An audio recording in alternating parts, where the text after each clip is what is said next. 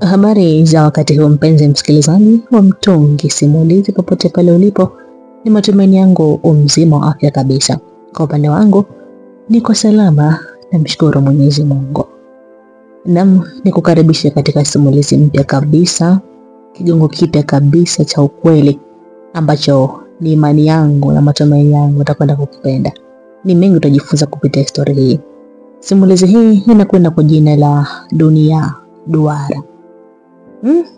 Dunia Duara. Kuna kitu gani humu ndani?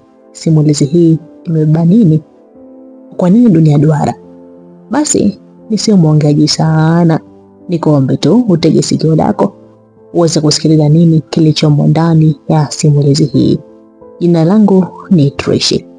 Karibu. Utanitambua mshenzo, mwizi wa bwana za watu. Ulidhani umejificha Ulidhani sitakukamata Tanzania hii ni ndogo sana. Hata ungeenda wapi ningekukamata mshenzo wa tabia hiyo. Jamani, kuanza na kuanza.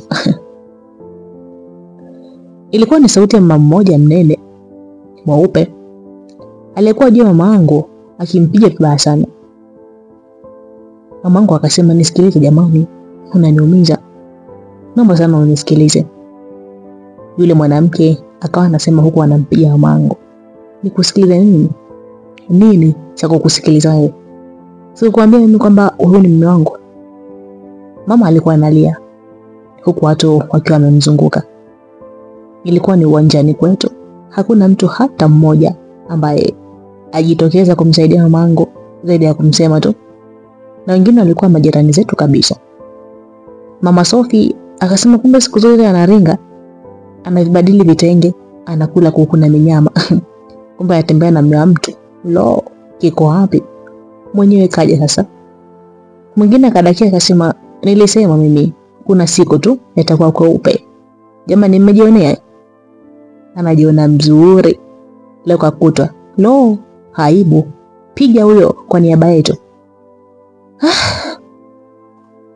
Yule mama alizidi kumpiga mama huku akisema, nateseka mimi na familia, unakula na kunywa vizuri, leo nakuua. Nilivyoona amezidi, japo nilikuwa mdogo, nilipenya kwa watu, nikamdandia yule mama huku nasema, mwacha wangu, mwacha wangu. Nilimkaba huku napiga kelele. Yule mama alinisukuma nikaanguka chini. Yule mama akasema, aha, na hiki ndio kinyani chenu, si ndio? Na kimaliza sasa. Leo hii nilikusubiri sana. Nilikisubiri sana nikiona hiki kinyani. Alimwachia mama na kunifuata mimi. Mamangu kuona vile alimsukuma yule mama. Akasema, Matamara, shida yako iko na mimi, sio na mtoto wangu. Mtoto wangu hana hatia. Hakujileta huku duniani. Nakwambia, humgusu huyu mwanangu. Yule mama ambaye ndo nikajua anaitwa Matamara akasema, oho, kijike sio? Unavimba, si ndio? Hiki si ndio unajivunia kumbakia mume wangu? Kumkabia mume wangu na kipoteza. Mama akasema, thubutu uone, mimi sio mnyonge, mtoto wangu haguswi. Mama alinikamata na kuniweka nyuma yake. Kisha akasema, unataka vita na mtoto mdogo darasa la 7, si ndio? Endelea kunipiga mimi, sababu mimi ndio nilikuwa na mumeo. Nilikwambia mume wako alimdanganya, hajaoa. Mimi ningejua Yesu. Matamara alimkamata mama tena na kuendelea kumpiga. Mimi nilichukua jiwe nikataka kumbonya nalo, lakini nilishindwa na mtu nyuma. Kisha nilishikwa na mtu nyuma, kisha nikasikia Matamara, nini unafanya? Nini unafanya? Ilikuwa ni sauti ya baba. Kumbe ndiye alinishika. Mama Tamara aliacha kumpiga mamangu, akageuka kumtizama baba. Akasema, nimekuja kumfunza adabu malaya wako. Hawezi ingilia ndoa yangu. Mimi nateseka na watoto. Baba akasema, unadhani hii ndio njia sahihi? Mke wangu, unahisi ndio njia sahihi? Mimi nishangaa, maana nilijua babangu mkewe ni mama. Matamara akasema, kwa hiyo unasemaje? Sasa baba Tamara, nakuuliza unasemaje? Unamtetea baba wako, si ndio? Wakati mimi ni mke wa ndoa. Baba Tamara, si ndio? Baba akasema hapana mke wangu, sio hivyo. Sitaki tu ugomvi, unaweza ukaua. Mama Tamara akasema leo nataka kujua mimi au huyu malaya nani mkeo. Baba akasema wewe ndiye mke wangu mbona? Tangia kitambo. Hata huyo anajua. Naomba acha ugomvi mke wangu. Mimi nilikosea tu kuwa na huyu mwanamke. Mama Tamara akasema oho. Kwa hiyo ulikosea hadi kumzaa na mtoto mkubwa hivi, yuko darasa la 7. So ndio hivyo eh? Yaani nilikuwa nikasheshe. Baba akasema hapana mke wangu. Huyu mimi sio mtoto wangu, nilimkuta naye. Pia baba mtoto hamjui, ndio nasaidia kulea tu, lakini mimi sio mtoto wangu huyu. Sikuamini kusikia vile. Moyo wangu ulipasuka. Ndio nilikuwa namjua kama babangu. Lakini kumbe sio babangu tena. Nilumia sana. Machozi yalinitoka. Nilikuwa ni mdogo miaka 13. Lakini nilijua kila kitu kinachoendelea. Mama Tamara akasema unasikia mbwa? Achana na familia yangu. Baba Tamara, naomba ongea na amala yako huyu. Baba alimtizama mamangu akasema achana na mimi. Usinitafute. Na nilikwambia mimi nina mke. Na kama unawaambia watu huyo ni mtoto wangu, basi leo wajue huyo mimi sio mtoto wangu. Mtafutie babake. Umpe. Mimi hatokaa kuniona tena. Mamangu alikaa chini huku analia. Mimi nilimpokonyoka baba na kwenda kumkumbatia mamangu. Alikuwa analia kwa uchungu sana. Huku majirani wakimcheka na kumzomea. Baba akasema nisamee mke wangu. Jitegeka tu, naomba tuende tukamalize mke wangu. Mama Tamara alicheka kisha akamsogelea mama na kumtemea mate. Niliumia sana. Nikasema mwacha mamangu, tokeni. Niliongea kwa sauti huku nalia. Mama Tamara akasema maskini kimbwa kidogo kinabweka sasa. Haya bye. Walianza kuondoka, majirani waendelea kumtuka na mamangu wakiwa wanasema jamani, fungieni ume zenu. Kuna malaya mwizi wa mabwana za watu huku. Kaachwa hapa. Tena mwanaume kamkana kweupe. Siku zote mwisho ubani aibu. Jamani. Mimi kusikia hivyo nilinyanyuka na kuanza kumnyanyua mamangu. Alikuwa analia sana. Na alipoona jitihada zangu akanyanyuka. Tukaingia ndani. Majirani waliendelea kutukana pale nje. Mama alizidi kulia tu. Nilimtizama kwa unyonge. Nilijiuliza sana kwa nini baba atufanyie hivi. Kweli, unanikataa mimi, anasema mimi sio mtoto wake. Mbona nimekuwa nikimuona anakuja japo anasafiri lakini amekuwa na sisi muda mwingi.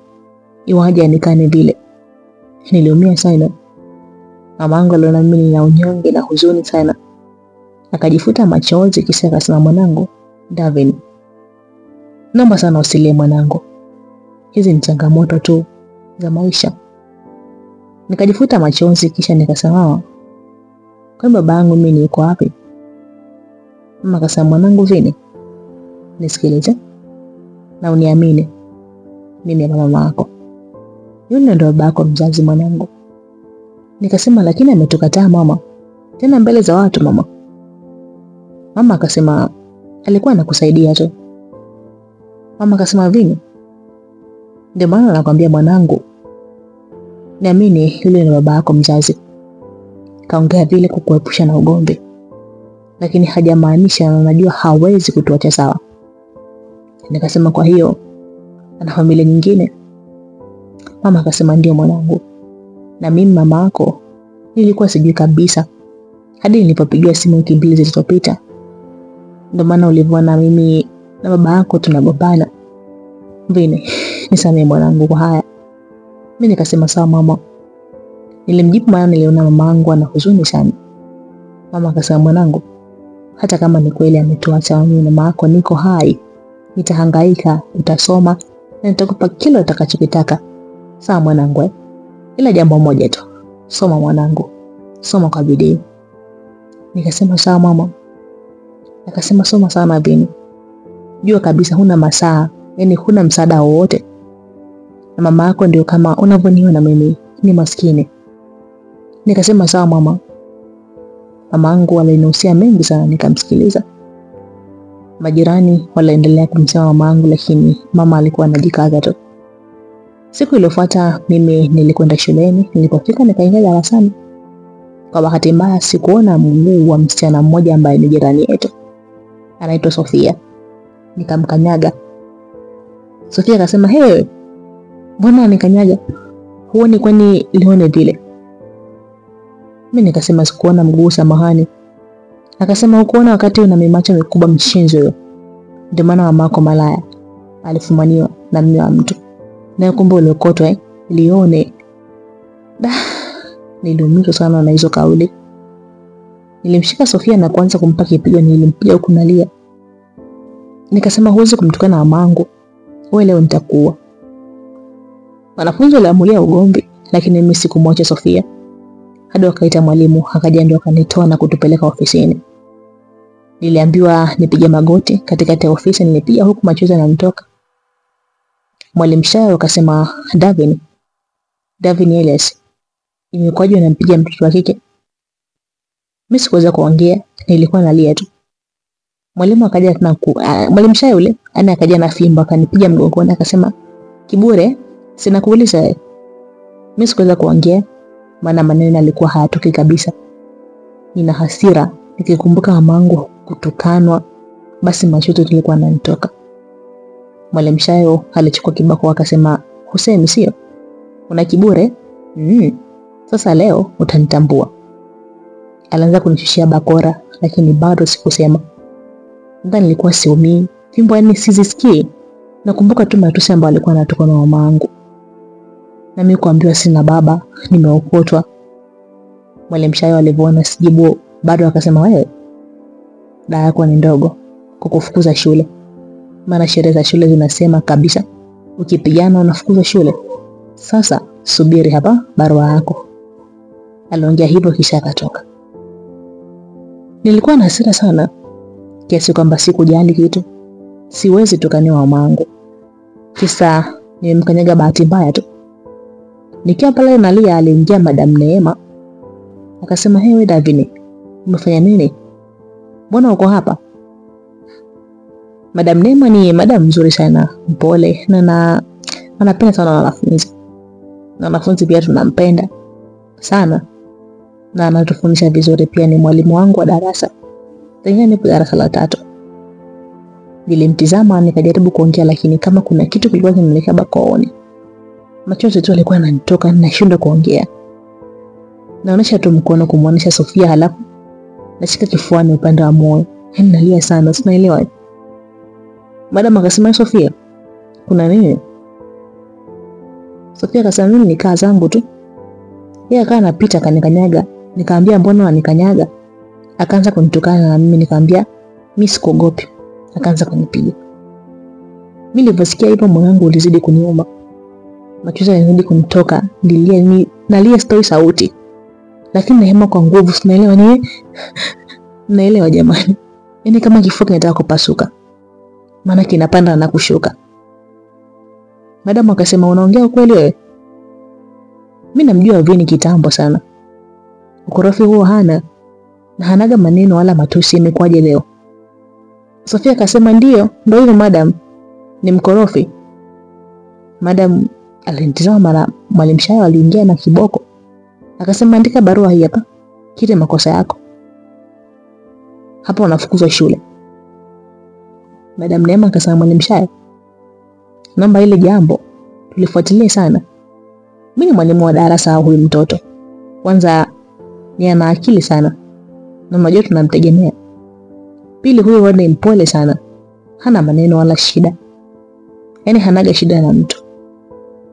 Wala usumbufu hana. Usumbufu wa watoto darasani huwa hana kabisa. Kiasi kwamba kila siku naambia ana akili za kiutu, yaani za kiutu uzima. Leo kwa nini nitoke hivi? Na analia hata kuongea hawezi. Sisi tumesoma saikolojia bwana. Naomba tulifuatilie hili." Mwalimu Shayo akasema, "Hata kama tulifuatilia kumpiga mwenzie ni kosa ya sheria. Shida iko pale pale." Madam Neema akasema, "Mimi ni mwalimu wake wa darasa. Naomba nifuatilie hili, usimfanyie kitu kibaya." Madam Alitoka akaja na wanafunzi watatu kutoka darasani tena. Alichukua wale watulivu sana. Wenye akili akasema, haya, naomba mniambie nini kimetokea darasani. Wale wanafunzi walieleza ukweli wote mmoja mmoja. Madam Neema alimtizama mimi muda wote. Wanamsimulia. Nilizidi kulia sana. Madam akawa anawaambia wale wanafunzi waende, akabaki na mimi na Sofia. Alichukua fimbo akamchapa sana Sofia. Huko akisema, kwa nini unamtukana mwenzio? Unamtukania mamake? Hujui kama naye ni mwanamke? Sofia lilia na kuomba msamaha. Madam hakumwacha, alimchapa hadi walimu wengine akaingilia kumzuia. Madam Neema akasema, huyu mtoto mjinga sana. Hapaswi kumtukana mwenzie kiasi hivyo. Vini, siku nyingine njoo kwangu. Usipigane, sawa? Mimi nilimjibu kwa kichwa. Kuna kiasi nilifarijika sana baada ya Sofia kupigwa, lakini matusi sikusahau.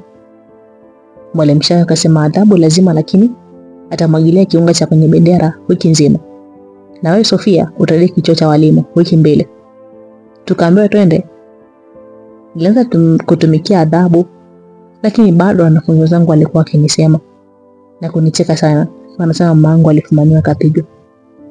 Mama yangu malaya na mimi sina baba niliokotwa. Maneno alikuwa yananiuma sana. Na nikirudi nyumbani namkuta mama yangu peke yake, hana rafiki wala nini. Ila majirani walikaa nje wanamsema na kumcheka. Nilikuwa naumia sana. Kutokana na maneno ya wanafunzi na matusi nilimaliza adhabu, lakini nikaacha kwenda shule. Mamangu yeye alikuwa ameshaanza biashara. Anakaanga viazi mviringo, anakwenda kuuza mtaani huko. Maisha yetu yalikuwa magumu sana. Kuna siku mamangu hauzi kitu, tunalalia hivyo hivyo viazi na maji au uji, tunakunywa tunalala. Kutokana na hayo nikawa navaa sare za shule, naondoka asubuhi naenda porini nakaa. Muda wa kutoka na vizia marafiki zangu James, na muulizia walichosoma, anaanisha naandika nosi walizopewa, nafanya maswali kisha narudi nyumbani. Kesho yake naangalia walivyosahihishiwa zoezi lilopewa na linganisha na mimi nilivyofanya, kisha najisahihisha, na kama nimekosea nafanya usahihi hivyo. Mama alirudi, anakagua madaftari yangu, anaona tarehe na mazoezi ameshasahihishwa. Anajua naenda shuleni. Wiki mbili zilipita, sijawahi kabisa kukanyaga shule. Lakini najisomea, nafuatilia kila anachosoma na nafanya mazoezi. Siku moja nitoka zangu porini kama kawaida. Nishaandika kila kitu, niko na James. Tulifika karibu na nyumbani, James akaenda kwao na mimi nikaenda nyumbani. Ile nafika barazani, naona kuna viatu vizuri mlangoni. Nani huyu kaja kumtembelea mamangu? Nilijiuliza. Ndipo karibia mlango nilisikia sauti ndani na nifahamu. Mungu wangu, alikuwa Madam Neema. Ni wazi kabisa alikuja nyumbani sababu ananiona mimi siendi shule. Sasa nitamwambia nini mama? Na wangu ni mkali, hataki ujinga kwenye shule. Na akinishika na nipiga hadi majirani wanaamulia. Na kipindi kwa saa hakuna jirani anayeongea naye. Si ataniua mimi. Nilijiwazia nikaona wewe ya nini? Acha nikimbie. Niligeuka na kuanza kutoka, lakini kabla hata sijapiga hatua 4 nikasikia Vini. Wewe unafikiri unaenda wapi? Alikuwa ni mama kasimama mlangoni. Mimi nijikanyaga. Mama akasema hebu njoo. Njoo ndani haraka. Sikubisha. Nilipiga hatua kuingia ndani. Kweli nilimkuta Madam Neema amekaa. Mama akasema hebu kaa hapo. Nikakaa kwenye kochi za mama manambao. Mama akasema unafahamu wewe mgeni? Mimi nikasema ndiyo mama. Akasema unafikiria kwa nini kaja hapa nyumbani? Nini nilianza kujibu hata kujibu sikuweza. Mama akasema nakuuliza wewe, umekuwa bubu si ndio? Nitakuzabua wewe. Unajua sipendi kuuliza mara mbili. Sema huko. Nikasema sababu mimi siendi shule. Mama akasema kwa nini huendi shule? Na niambie una shida gani? Maana huko nyumbani unaondoka vizuri, unaniaga unaenda shule.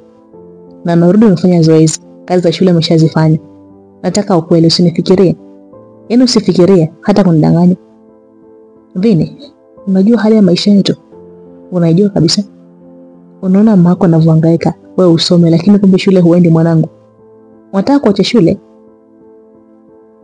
Unataka kunioa mama yako? Utabaki na nani dunia hii mwanangu? Aliongea mama huko analia sana. Moyo uliniuma, nilipiga magoti nikasema mama, naomba unisamehe. Mimi sitaki kuacha shule. Naomba usilie mamangu. Mama akasema sasa kwa nini huendi shule? Nimekwambia mwanangu, babako amekukana, huna mwelekeo, huna mbele wala nyuma. Elimu pekee ndio mkombozi wako. Lakini huendi shule kwa nini Beni? Unanisaliti? Nikasema mama, wananitukana shuleni. Wanakutukana na wewe pia, naumia sana. Siwezi kusema sehemu ambao wanatukana mamangu. Madam akasema nani anakutukana? Mimi nikasema wanafunzi madam. Madam akasema kwa nini sasa hukuniambia? Wewe unashinda shule Vini. Mimi sikujibu hata. Madam akasema Vini, mimi nimekuja sababu namjua mwanao darasani yuko vizuri sana. Na umeniambia nafanya kazi zote za shule, japo haji shuleni. Lakini ilotokea kweli inamuathiri sana mtoto. Najua hukupenda atokee, ila unapaswa kuongea na kumtia moyo kijana wako. Huyu ni mdogo. Kwanza ni ana busara na mpole sana. Naomba sana hili lipite, usimfanye kitu. Pia Vini mwanangu, sikiliza nikwambie kitu. Wewe ni mwanaume. Mwanaume siku zote sio wanyonge. Yaani wanaume sio wanyonge siku zote. Hupaswi kulialia kwa kila tatizo. Unafaa kuwa jasiri na mwenye moyo mgumu. Pia usikimbie matatizo, kabiliana nayo. Mama yako anakuangalia. Ipo siku utamlea huyo. Hivi kuwa na ujasiri. Usitishike na maneno wala matusi ya watoto waliokosa adabu. Sababu matusi yao sio kweli sawa.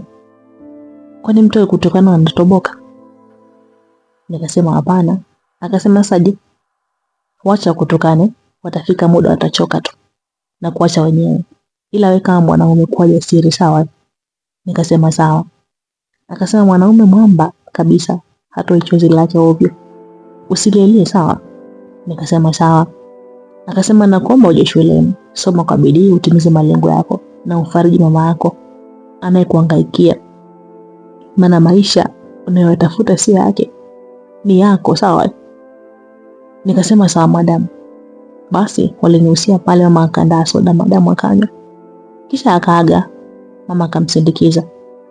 Mama alirudi akasema Vini mwanangu, soma shule. Nikasema sawa mama. Nilianza kwenda shuleni vizuri sana. Huko bado natukana lakini nikawa najikaza. Mimi ndio nasoma kama sina akili nzuri. Muda ulipita ikabaki wiki moja tufanye mtihani wa kumaliza darasa la 7. Siku hiyo nilitoka shule mida saa 11 jioni. Maana tulirudia tukafanya maswali. Nilipofika nyumbani nilipigiwa butwa baada ya kumkuta mamangu analia nje. Na vitu vyetu vyote vipo nje. Tena vimetupwa ovyo. Sikuelewa nini kimetokea. Mama alipoona akasema mwanangu Vini, tumefukuzwa hapa nyumbani kwetu. Mwanangu sijui hata tunakwenda wapi. Na ndio bado siku yetu mtihani inaanza mwanangu. Sijui tunafanya nini. Mama alilia. Mimi nilikosa neno la kusema. Maana sijui hata nifanyaje. Na sielewi nini kimetokea. Nilikaa pale alipo mamangu nikamkumbatia mamangu aliyekuwa analia. Moyo uliniuma sana lakini sikuwa na njia ya kumsaidia. Na Madam Neema alishaniambia mtoto wa kiume sitaki kulia. Tukiwa pale simu ya mama iliita. Mama akafuta machozi kisha akapokea akasema hello. Hapo ndio nikajua anaongea na bibi. Mama akasema mke wa baba. Mama akasema mke wa Bavina ametuletea watu. Amewauzia hii nyumba. Mama, tukiwa ndani hivyo tumefukuzwa. Ndiyo mama. Nilijenga mimi na nimempigia Bavina amesema hawezi bishana na mke wake. Mimi nitoke nisimharibie ndoa yake. Aliongea mama huku analia. Bibi akasema urudi nyumbani mwanangu. Ujipange upya. Usihangaike mbona nyumba yangu bado nyumba yangu ni kubwa. Mama akasema mjukuu wako mtihani umekaribia mama. Bibi akasema tafuta mtu muombe akae naye siku kadhaa hadi amalize mtihani. Wewe uje huku ujipange mwanangu. Mama akasema sawa, asante mama. Mama akasema Vini, kaa hapa nakuja. Nikasema sawa. Aliondoka mama, sikujua anakaa wapi. Yaani sikujua anaelekea wapi. Mimi nikakaa pale nje na vitu. Mara akapita wenzangu wakaniona pale, wakaanza kunicheka. Mimi nilikaa tu kimya. Baada ya muda kupita, mama akarudi mimi na vijana fulani. Wakapakia vitu vyetu kwenye mkokoteni kisha wakaondoka. Wakarudi tena na vingine. Hadi kagiza kimetukuta ndio wanamalizia. Mama akasema Vini, utakwenda kwa madamu wako Neema. Utakaa huko hadi umalize mtihani. Kisha mimi nitakutumia nauli kuja kwa bibi yako, sawa? Nikasema sawa. Kwa hiyo wewe nakuaje? Akasema naenda kwa bibi yangu. Utanikuta huko. Nikasema sawa. Akasema mwanangu Vini, wewe ndio kila kitu wangu. Mimi mama yako nakutegemea sana. Wewe Vini, naomba sawa hizi changamoto mwanangu. Naomba sana usome. Ufaulu vizuri mtihani wako. Nikasema sawa mama. Akasema madamu anaishi na watoto wake na kwa sasa hana dawa kazi mwanangu. Naomba ukae mchapa kazi. Msaidie kazi na kupika. Hata kupika pia. Mama alinifundisha kupika kila aina ya chakula. Maana nimekufundisha kazi zote mwanangu. Ukae mtiifu na msikivu pia. Penda ile familia kama yako. Nikasema sawa. Mama akasema ukae mtoto mzuri mwanangu. Madam anataka kutusaidia. Nikasema sawa. Mama alinipeleka kwa Madam Neema, akatupokea vizuri na kutukaribisha. Siku hiyo tukala na wote, mimi na mama. Tulala hapo kesho yake mama akawahi basi la kwanza kuelekea kwa Bibi Lesa, ambapo ilikuwa ni masaa 7 hivi mpaka kufika. Nilianza kuishi kwa Madam Neema. Sasa nilikuwa nawahi kuamka na msaidia kazi, naoga, naenda shule. Madam alikuwa anafurahi sana. Nikawa nampikia pia. Madam anafurahia mno na kunipenda sana. Madam alikuwa ananisitiza kusoma huku akinipa mazoezi mbalimbali hadi muda wa mtihani ulipofika. Nikafanya mtihani wangu salama kabisa. Nikaondoka kwenda kijijini kwa mama na kwa bibi, yani kwa mama na bibi. Madam Neema alisikitika sana kuondoka kwangu. Nilifika kijijini nikakutana na mama yuko busy sana na kilimo cha bustani na kilimo cha mazao ya kawaida. Nikajiunga na mimi. Nikawa naenda shambani asubuhi. Tunarudi jioni. Kisha mama pika mboga na kwenda kuuza kwenye vilabu huko. Siku moja mama alikuwa kaenda vilabuni kwenye biashara zake. Mimi nikaona nimuulize bibi sasa kuhusu baba. Nikasema bangu ilikuwaje na mama bibi? Bana sielewi. Yaani mimi sielewi. Bibi akasema walikutana huko, akamdanganya hana mke. Mamako akakuzaa wewe. Lakini babako alimjengea mama yako ile nyumba mlikuwa mnaishi, lakini mke wake alimbana akasema nyumba ni yeye kajenga, ndio ikawa hivyo. Mimi niliumia sana. Bibi alinisimulia mengi sana ambayo baba wangu amefanya na kunikana pia. Hivyo nikawa nimeweka chuki kwa baba.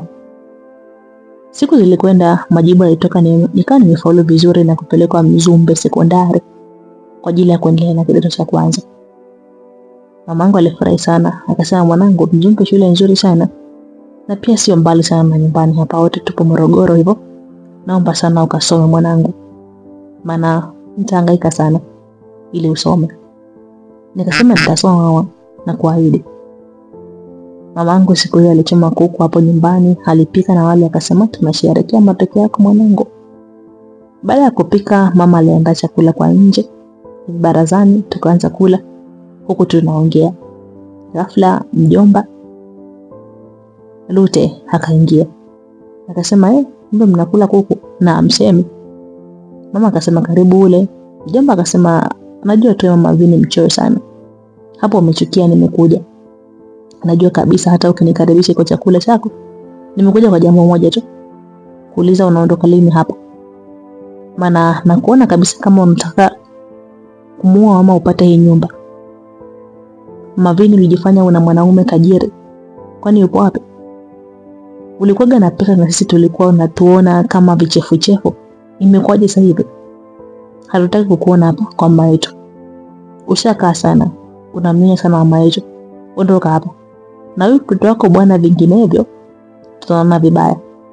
Nafikiri si anatamani kukaa bize. Tunasamani tunajikaza tu. Fanya uondoke. Bibi akasema, Lute, una maana gani kumfukuza mtoto wangu nyumbani kwangu? Huyu ni mtoto wangu na hapa ni kwangu. Wewe si una kwako? Kaweke sherehe zako huko kwako. Ala, mjomba alichukua nyama kang'ata. Halafu akasema, unamfuga huyu mama? Yeye alimtuma akazae na mume wa mtu nani? Ona anavyohangaika. Na huyu anatakiwa aende shule. Tutaona atakavyoshinda kumsomesha huyu. Bibi akasema, inatosha, sitaki maneno mengi. Nenda kwako bwana. Mjomba akasema, nitarudi mama. Akachoka bibi akasema, usiwaze mwanangu, hapa ni nyumbani. Siku zilipita, barua ya kujiunga shule ilifika. Waliniandikia kila kitu nilichohitajika kwenda nacho. Na vilikuwa vingi kweli kweli. Pia tarehe ya kwenda ilikuwa imeshaandaliwa. Mama alizidisha kufanya kazi ili anunulie vifaa. Alikuwa ndiye anafanya kibarua vya kulima ili apate pesa mimi kwenda shule. Nilikuwa namuona sana mama huruma. Mama alipigana. Hatimaye akapata pesa hapo bado siku 3 nataka kwenda shule. Mama akasema, Vini, jiandae kesho tukakate tiketi. Pia ununue mahitaji ya shule. Nikasema sawa mama, asante sana. Tulilala lakini tulikuja amcho na mjomba asubuhi na mapema. Tena akiwa chumbani kwetu na panga anasema, nimekuja kutimiza nilichosema. Ondoka kwa mamangu muda huu, vinginevyo na kukatakata vipande mshenzo wewe. Mama akasema, kaka, naomba nisikilize mjomba. Mjomba hakujali. Alianza kuchukua nguo na kuweka katika begi la mama. Mara pesa zinaanguka na mama zile za shopping. Mjomba akasema, kumbe una pesa? Unabania? Mama akasema, naomba ni pesa. Mimi pesa? Anasema una pesa shenzi kabisa. Hii ni fidia. Hii akakanya mfuko wa suruali yake kisha akasema, hamtaki kuondoka? Subiri. Alianyoa upanga na kuelekeza kwa mama, yaani kuelekezea kwa mama. Nilisimama nikaenda mbele ya mama nikasema, mjomba, naomba tusamehe, mwache mama, tunaondoka na kwenda mbali. Mjomba kanishika mkono na kunisogeza pembeni akasema, kelele ndama wewe, unajua nini? Wewe umekuja na mkosi ndio maana mama yako amekatalia. Mama yako alikuwa anatamba kajifanya yeye ndio bosi. Niliomba ninulie suti na simu ya mkononi na nijibu akasema, mimi ni mwanaume, nipambane. Niache kutegemea wanawake. Leo nimerekebisha nyumba ya mamangu na mlea wa mamangu na mlisha. Nyie mnakuja kukaa bure? Haiwezekani. Tokeni, nitawamaliza. Mjomba alitaka kumkata mama na panga. Mara bibi akaruka, hata sijui alifikaje. Aka katikati na mama anamsukuma mjomba la. Akafoka akasema, Lute, unataka kuniua si ndio? Unataka kunimaliza Na kuona sana unatafuta kila sababu ya kutaka mimi nife, upate huu mji. Nakwambia hivi, hutafanikiwa. Huyu ni mtoto wangu na huyu ni mjukuu wangu. Wataka hapa hata nikifa mzimu wangu hautoruhusu wanyasike. Mambo ya miaka unayoleta leo. Ulikuwa unakunywa mipombe hadi unajikojolea.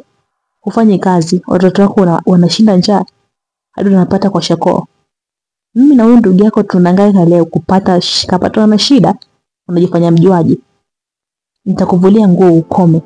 Nitakuvulia nguo uone ulikotoka, upate laana yote. Nivue nguo, nivue. Watu wananyesha wazazi wa kifa jamani. Watu wananyesha binti yangu nikiwepo. Aliongea bibi kwa uchungu huku analia.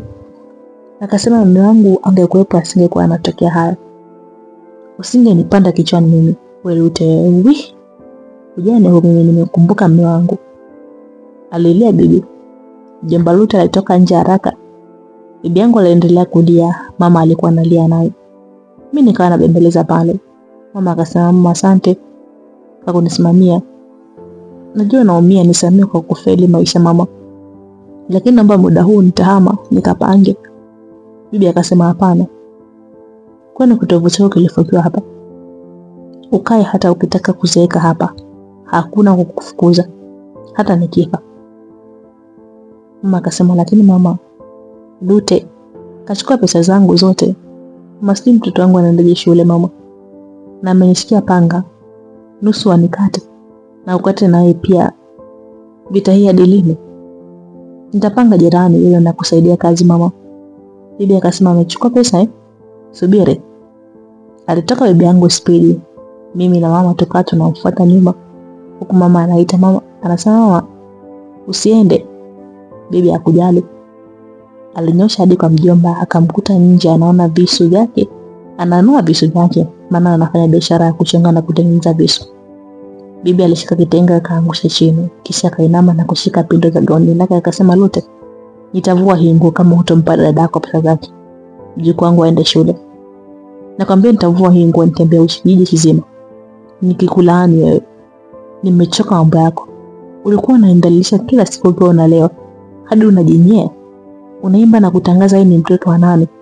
Leo nataka mjukuu asiende shule. Navua nguo. Alianza kunyanyua nguo bibi. Mamangu alipiga magoti akasema, mama, nakuomba mamangu usifanye hivyo. Bibi hakujali, alizidi pandisha ile nguo yake ikafika magotini. Mjomba akasema akatoa pale pesa zile mfukoni kwake na kuzitupa mguuni kwa mama. Bibi akasema, hesabu kama zimetimia mwanangu. Mama alizihesabu akasema zimetimia mama. Bibi akasema, Lute, nisikuone nyumbani kwangu na lolote akifanyia mtoto wangu. Nitakushtaki na kukufunga. Mimi mwenye pumbavu wewe. Alianza tena kuondoka bibi speed sisi nyuma hadi nyumbani. Huku tukawa tumemwacha mjomba akasimama amefura kwa hasira. Bibi alipofika nyumbani akachukua jembe lake akasema, naenda bustanini. Mama akasema, asante kwa yote mama. Bibi akasema, waini mnadani huko ili mkute vitu havijachaguliwa sana. Mama akasema, sawa. Tulijiandaa maana tulikuwa tunalala chumba kimoja. Japo mimi nalala kwenye godoro huku chini. Mama kwenye kitanda cha mneso kile cha nyanya. Wanaita telemka tu kazi. Juu kina mkeka tu. Hivyo tulijiandaa kwa zamu.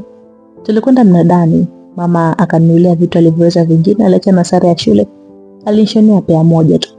Kiatu pea moja na socks pea moja. Yaani hali ilikuwa mbaya sana. Turudi nyumbani, mimi nikawa na tumaini la kwenda shule. Siku zilisonga hatimaye siku ya kwenda shule iliwadia. Mamangu na bibi alinihusia nikasome sana. Nikasema sawa. Mama aliongea hadi analia na alihimiza nikasome, nikumbuke sina baba. Na yeye ndio maskini anaunga. Nikaahidi nitasoma na tutatoka katika umasikini. Siku iliyofuata nikasafiri huko nikiwa nimefungia mihogo yangu kwenye kifuko kwa ajili ya chakula njiani. Maana sikuwa na pesa ya kula. Nilisafiri kwa maelekezo hatimaye nikafika salama. Nikaahidi nitasoma. Nilifika shuleni nikajiandikisha na kuonesha bweni nikaenda. Shuleni nilikutana na watu aina tofauti. Wengi wajanja sana na waongeaji na wanaonyesha umetoka katika familia bora. Katika familia bora, lakini mimi ilikuwa ni huruma kwa kweli.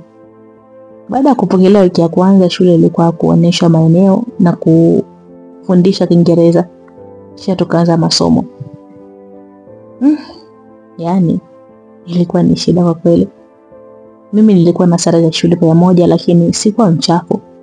Usiku nafosha na soksi langu kuucha limekauka na baa. Lakini nilikuwa nashinda darasa na mimi kila siku nakula chakula cha shule. Sikutaka hata kutengeneza rafiki japo nilikuwa naongea na kila mtu lakini sikuwahi kujiunga kwenye michezo yote. Muda wenzangu wako michezoni mimi napiga kitabu. Mitihani ilivyoanza nikawa napaswa vibaya sana. Masomo yaliendelea. Likizo fupi mimi sikurudi nyumbani sikuwa na nauli na niliona kabisa mama atateseka sababu wanafunzi walikubaliwa kubaki hivyo nikabaki. Hapo sare zangu za shule zinaanza kuchakaa sababu ya kufua hivyo nikaona nisiwe nafua mara kwa mara. Likizo ndefu ndo nikaenda nyumbani sasa. Huko nilikuwa na bahasha yangu ya matokeo. Nilikuwa nafaulu sana na nilikuwa kuanza darasani. Kitu ambacho kilinifurahisha sana mama. Kipindi cha likizo zangu kwa tuition mimi niliamua kuanza vibarua. Na mimi vya kulima, kupalilia, kufanya usafi kwa watu na kukwetua na kufyeka. Nyasi nikipata pesa natunza. Nilifanya vibarua wiki 3, kisha pesa yote niliyopata mama naye akasema hapana, ni yako hiyo mwanangu, nunua utakacho. Basi nimenunua shati la shule, sweta na viatu pia na suruali moja, nikabaki na pesa kidogo. Nirudi shule, masomo yanaendelea. Hatimaye nikamaliza kidato cha kwanza salama. Nikiwa na faulu sana. Nikiwa kidato cha pili, sasa ile semester ya pili, yani ile term ya pili, hapo na sare zimeisha kweli kweli. Nimeshona yani mno, suruali ina viraka vya kutosha, na vyote vimeisha na kushanika sikujali. Masomo yakiwa yanaendelea, siku moja nikiwa naelekea darasani kujisomea siku ya Jumapili, mwalimu aliniita. Nikaenda, akasema mchukue mwanafunzi mpya mpeleke bwenini kwenu, siku na kitanda kiko wazi. Nikasema ndio. Akasema sawa, mpeleke. Nilimchukua yule mhamiaji, tulikuwa njiani, akasema anaitwa Miki. Nikasema sawa, mimi naitwa Vini. Akasema sawa. Nilimpeleka bwenini, nikamwacha mimi nikaenda zangu kujisomea. Nikiwa darasani, mara Miki akaja akasema nimekutafuta sana. Nikaonesha umo. Nikasema ndio nasoma umo. Akasema babangu kanileta huku adabu eti, sababu nafanya vibaya darasani. Nashindwa kuelewa yani hata nisome vipi. Haya pandi, Vini, wewe umewezaje? Mimi nikasema kutuliza tu akili. Akasema sawa. Miki alinipa sana story nyingi, nikaishia kuto kusoma jioni. Ikafika akasema nimuoneshe kantini akanunua chakula. Yeye hawezi kula chakula cha shule. Mimi nikasema sawa, nikampeleka, lakini akaninulia mimi msosi pia. Kwanza hapa nikawa rafiki yake sana. Japo alikuwa mvivu sana kusoma, muda mwingi anasinzia. Hivyo akawa anafeli sana darasani. Nikaona yeye namsaidia. Nilianza kwa kumfokea, nikasema mimi kama atakuwa anafeli basi asiongee na mimi. Kama ataendelea kulala na siwezi kuwa na rafiki yake wa aina hiyo. Miki alikuwa mpole, akawa ananisikiliza. Hivyo nikaanza naye kujisomea. Miki alikuwa na kichwa kizito sana, lakini nilikuwa naweza kabisa kumfundisha yeye. Akaninunulia vitafuno na chakula kila siku. Basi nikawa nafurahi mno. Pia akawa ananipa mashati ya shule, viatu, maana yeye anaonyesha ni mtoto wa tajiri. Tuliendelea kusoma hadi tukamaliza kidato cha 4 la salama kabisa. Wakati mimi nikarudi kwa mama ili kufanya vibarua tu, na mama alikuwa amepanga kwake. Siku zilikwenda, matokeo yakatoka bwana. Niliambiwa nikaenda kutafuta gazeti. Niliambiwa nikaanza kutafuta majina, hatimaye kwa haraka nikaona jina la Miki kucheka ambaye daraja la pili. Nilifurahi kwa ajili yake sasa. Kwa ajili yake, maana alikata tamaa sana. Sasa nikajitafuta mimi kujitizama nie. Sikuamini macho yangu aisee. Niliangusha ile gazeti kwa mshtuko. Sikuamini macho yangu, na sio tu kwamba nilikuwa simuamini Mungu au sijaamini mimi, hapana. Sikutegemea kutokana na mtihani ulivyokuwa mgumu. Nilipata daraja la kwanza na pointi 7 division 1 ya 7. Nilifaulu vizuri sana. Nilirudi nimepiga magoti chini, machozi yananitoka. Nilifikiria mama yangu ambaye ameisha mwili sababu ya kufanya vibarua. Anavaa nguo chakavu. Mama yangu kanga zake pea 2 zimechakaa mno, zimepauka na vitenge viwili ameshona. Mimi nguo za kutokea sina. Zaidi nashinda na za shule mara nyingi, maana Miki si alikuwa ananipa nikaa nazo. Kwa nilikuwa nashinda na nguo za shule. Sasa hatimaye nimefanya vizuri sana. Lakini nitaendeleaje kusoma? Nitasomaje? Maisha ndo haya. Mama anajua mbele huko ndio mambo mengi zaidi. Mama wangu atazidi kuteseka zaidi. Nililia mno. Hadi mzazi akasema wewe mtoto mpata 0 au nini? Yani kufeli sio mwisho wa maisha mdogo wangu. Mbona umelia? Kama unataka kujinyonga wewe mtoto au unataka ukajinyonge? Ni hatari. Mimi nikasema hapana. Nimefaulu, nimepata 1 ya 7. Akasema wewe tuone. Nikamuonesha, akasema hongera sana. Sasa unalia nini? Nikasema nimefurahi sana. Ninyanyuka, nikasema asante. Huku naenda akasema hongera, chukua hilo gazeti kaonesha wazazi wako. Mimi nikasema asante. Niliondoka hadi nyumbani, nikamkuta mamangu yupo kibarazani. Anasuga mguu kwa anaimba wimbo wa huzuni kweli kweli. Mamangu bado binti lakini alikonda mno. Akawa kama mzee. Nilisimama nikamtizama huko nikasema Mungu, nisaidie. Ninyanyue. Nje nimlee mamangu. Mungu, sababu yuko hivi kwa ajili yangu. Hajui furaha, hajui sherehe, yeye ni kuhangaika tu sababu yangu. Niliomba huko machozi yakinichoka. Nikiwa nasali kimya huko nimesimama mara nikasikia Vini, mbona wamesimama hapo? Kijana wangu kwema? Nikasema kwema mama. Akasema mbona unalia? Kuna nini mwanangu? Akasimama haraka na kuja niliko akanishika shavuni. Mimi nilizidi kulia. Akanikumbatia. Akasema Vini mwanangu, kuna nini?